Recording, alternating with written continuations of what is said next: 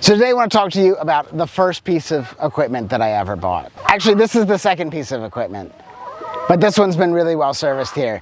The first piece was a 19 horsepower Yanmar 1500 tractor. It ran a 4-foot bush hog, and I used it to plow 5 acres in the backfield and bush hog a lot of stuff around the farm. That's no longer with us. I really like that one because it was cool. It was super small, but it didn't have a water pump. It was made for super hot farming environments. So it just thermo siphoned the coolant back through the radiator and into the motor.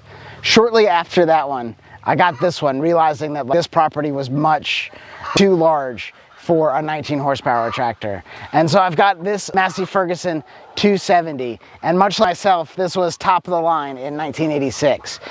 I really like it, but it's been through the ringer, and now it's kind of just sitting out to pasture, and its sole job is to move these chicken coops around. And that's because I've broken about everything on this thing and had to rebuild it almost from the ground up.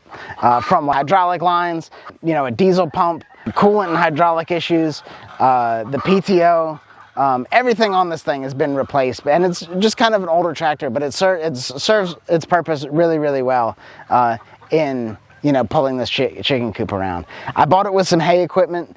What we have now is super advanced, but not we as me personally, but what people have now is really advanced. This is kind of like your bare bones hay production with a tractor. I like this one because it's had some grapple buckets and some front end attachments, but the downside of this thing is that it's 2-wheel drive, and with the type of environment that we have here, it's really helpful to have a 4-wheel drive tractor. So moving forward, all of our tractors were 4-wheel drive, but this one has been with us for a very long time, almost since I bought the farm, almost immediately after. So this thing is in my hands probably 12 to 14 years, maybe even longer. But I like it. Massey Ferguson 270, it's a workhorse. Now, sitting in the sun and sitting out, that's almost worse than not using a tractor. It's harder on the tractor.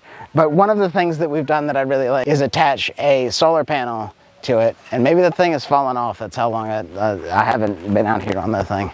Or maybe it's disconnected. Oh no, it fell off. The chickens knocked it over. Look at this. Look at these guys.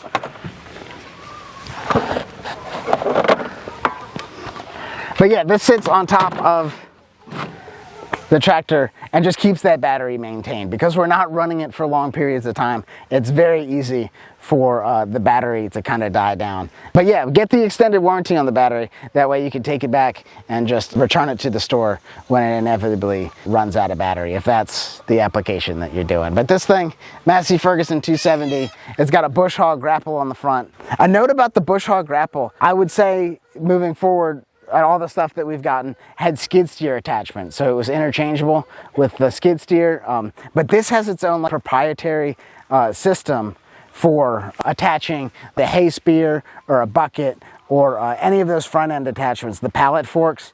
Oh, that's a fun story. Yeah, you really need to know your tractor, right? I've tried to lift up too much weight on this tractor with the pallet forks, and that ended up I dropped the pallet, the rear tires were up in the air. I thought I was going to be really hurt, and the guy that was working for me helping, we both made that face of oh shit, But yeah, know your equipment. Don't try to push it outside of its limits, and you'll be really safe on the tractor. These things hurt a lot of people every year. Don't be that statistic.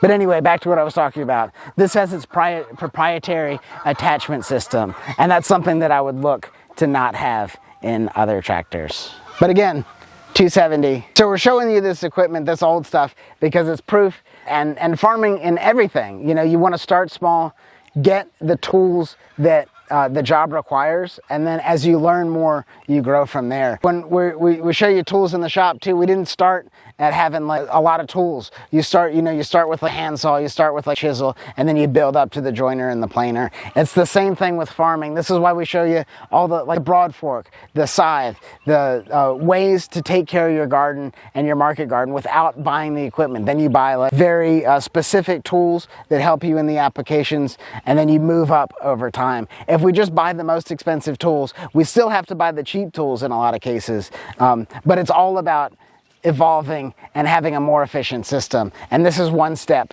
that we have implemented over time. You know, this is like we respect our ancestors. This is one of the ancestors on the farm that we really do respect. We've got a lot of free resources to share this information with you. Check out the description box below for the link. We'll send it straight to your email. It's all free. We want this to be more efficient for you so you can get to abundance a lot faster and having the highest quality produce for your family, yourself, your friends, and your community. That's what it's about. The tools are just a means to get us there.